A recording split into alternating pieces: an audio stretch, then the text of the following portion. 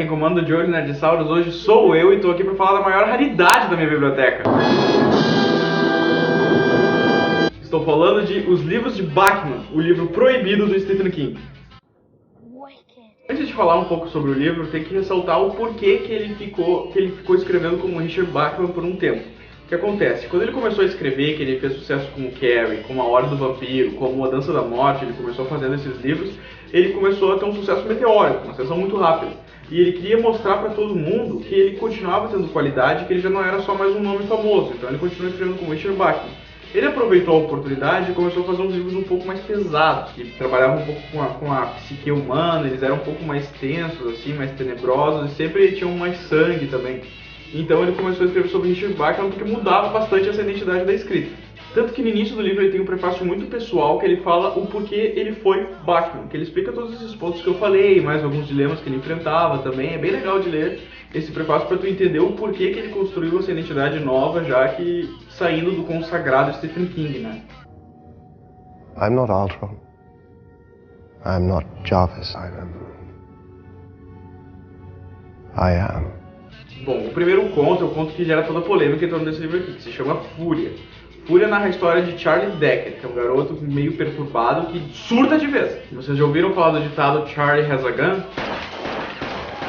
Pois é, no livro, quando Charlie pira, ele pega uma arma e leva pro colégio e faz toda a sala de aula de refém. Ele mata um professor que tenta intervir e tal. E todo o livro é o embate psicológico que tem entre o Charlie e a polícia que tenta negociar com ele, mas também um debate entre o Charlie e os alunos que ele faz como refém. Tem toda uma história, a gente vai descobrindo aos poucos a história do Charlie, e no final, assim, a gente meio que descobre que ele começa a construir uma amizade com as pessoas da turma, uma amizade que não existia antes, assim, sabe? Uma coisa que se chama Síndrome de Estocolmo, e ele começa todo mundo a ficar amigo, inclusive as pessoas que são reféns do Charlie começam inclusive a admirar ele, é bizarro, é muito pesado o livro. Só que, na verdade, ele não é escrito de uma forma boa. Pois é, o conto, na verdade, ele não é muito bom. O que acontece foi que o Stephen King proibiu ele porque ele foi encontrado no armário de um garoto de 14 anos que cometeu um atentado. Eu sempre me esqueço o nome do cara. Michael Carneal.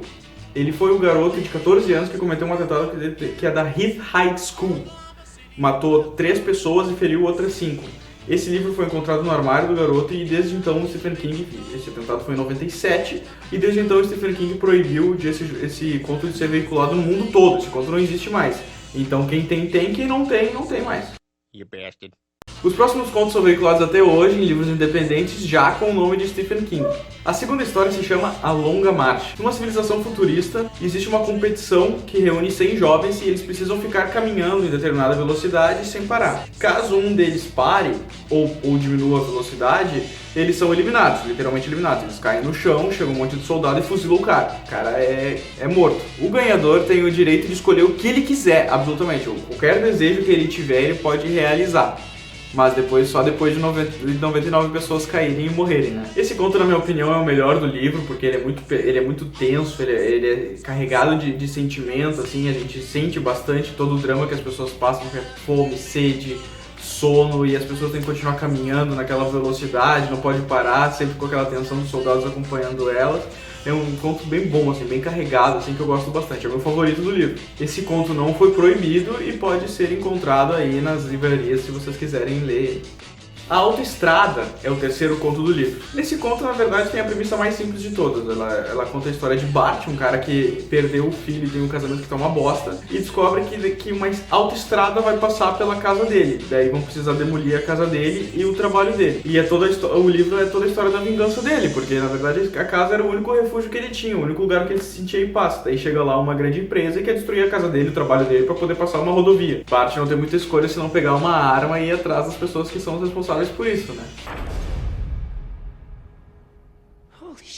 A quarta história, ela é O Sobrevivente. Hoje ela é vendida como O Concorrente, mas nesse tempo aqui, em 92, quando o livro foi lançado, ela era O Sobrevivente. O Sobrevivente é bem conhecido de todo mundo, porque ele foi adaptado para os cinemas pelo filme do Arnold Schwarzenegger, que ele tem que fugir de um bando de caçadores e tal, que ele tá num reality show, E essa é a história do filme. É um cara que pra poder salvar a filha dele e arrecadar algum dinheiro, ele sai e começa a fugir desses caçadores. Quanto mais tempo ele vive, mais dinheiro ele ganha. E tudo isso pra ajudar a filha dele, né? Não tem muito o que falar desse livro, assim. É uma leitura muito boa, muito dinâmica, assim, que a gente não consegue parar de ler. É um conto bem rápido mesmo. Todos os contos desse livro aqui não passam de 150 páginas. Então é tudo muito rápido de ler e é bem tranquilo, assim. De todos é a leitura mais fluida, assim, porque é tudo muito correria.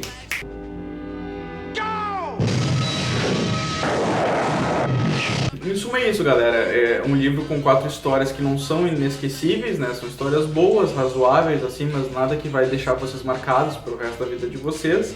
Se vocês se interessarem, se vocês quiserem ler, os 3 contos finais deles estão sendo ainda veiculados, à exceção da Fúria, né? Que esse aí, infelizmente, o autor falou que realmente não vai vender. Quem publica hoje os livros de Stephen King que tem os direitos para publicar é a editora Objetiva Suma de Letras, então se vocês quiserem, tiverem interesse, entrem no site deles aí e pesquisem nas livrarias que vocês mais gostam, que de repente vocês podem encontrar ainda. Essa edição dos livros do Batman, elas já estão de fato esgotadas, né? A última edição foi em 92. Tem alguns sebos que estão vendendo ele ainda, mas o preço já de faixa dele está sendo em torno dos R$500 para mais. Essa minha versão aqui eu dei sorte, vocês podem ver, ela está bem restaurada, ela já está com a lombada muito boa aqui, ó.